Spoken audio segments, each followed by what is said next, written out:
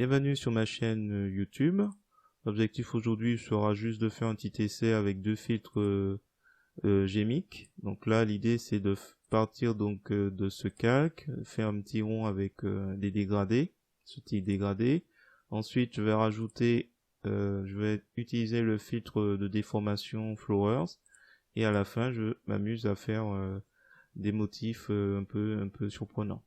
Donc si vous trouvez ces différents exemples intéressants, et n'hésitez pas à me le dire dans le commentaire. Et sur ce, je vous souhaite un bon visionnage. Nous voici donc dans l'éditeur d'image GIMP. Je vais dans le menu Fichier, Nouvelle image.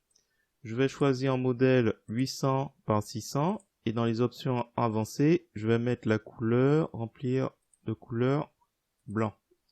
Je fais Valider. Voilà, là on a un calque arrière-plan. Donc là, on observe que c'est en gras, donc il n'y a pas de canal alpha. Donc ça veut dire que il n'y aura pas d'information de transparence. Donc là, ce qu'on va faire, on va créer un nouveau calque qu'on va appeler fleur, qu'on va remplir de transparence. On va faire valider.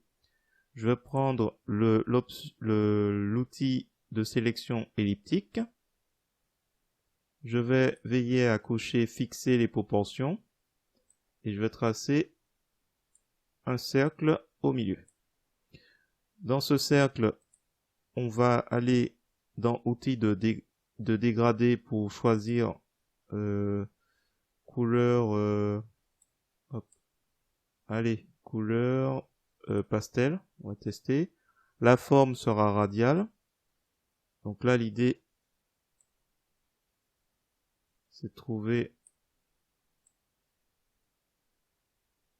la forme radiale. Donc on va prendre éventuellement ça comme ça. Hop. Je fais valider. Donc là, c'est bon. Ce que je peux faire à la limite, je fais clic droit de la souris, j'ai oublié, alpha vers sélection, mais si vous avez la sélection qui est encore active, il faudra aller dans édition, tracer la sélection et à la limite tracer une ligne et on va mettre 5 pixels. Valider. Comme ça fait un trait noir.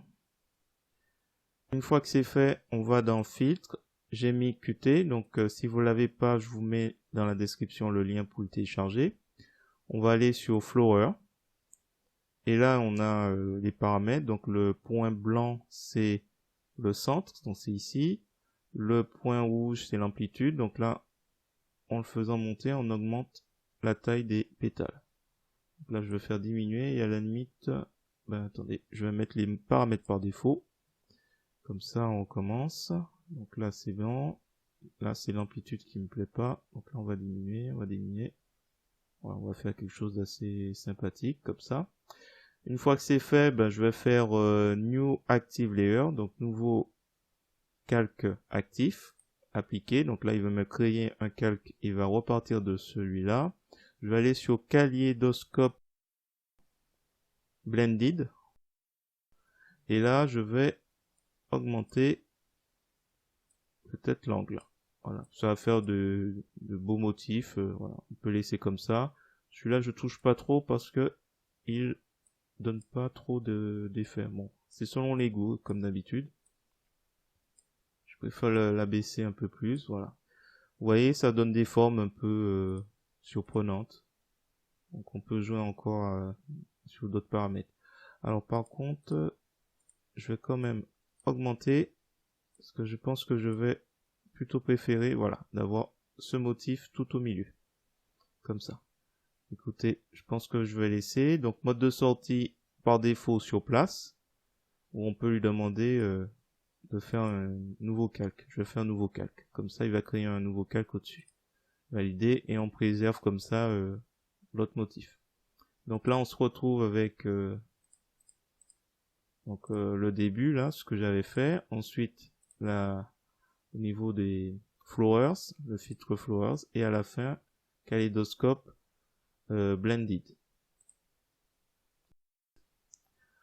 Alors si vous trouvez ces motifs intéressants, je vous remercie de me mettre un pouce vers le haut et de laisser un commentaire. Et n'hésitez pas également à vous abonner pour voir d'autres essais de ce genre. Et sur ce, je vous dis à bientôt.